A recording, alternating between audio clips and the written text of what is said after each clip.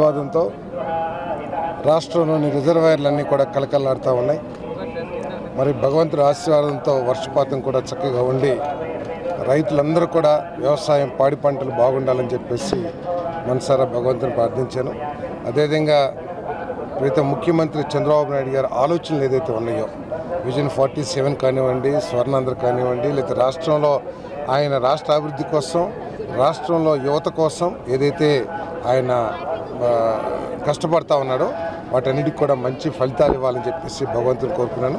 అదేవిధంగా రాష్ట్రంలో ఎక్కడ కూడా విద్వేషాలు ప్రజ్వరిల్లకుండా ఎవరు దాన్ని విద్వేషాలు రగిల్చాలని చెప్పేసి ప్రయత్నం చేసినా కూడా అటువంటి ప్రయత్నాలన్నింటినీ కూడా భగవంతుడు అనగదొక్కాయాలని చెప్పేసి ప్రజలందరూ కూడా మంచి శాంతియుత వాతావరణంలో వారి కుటుంబాలు చల్లగా ఉండాలని చెప్పేసి భగవంతుడు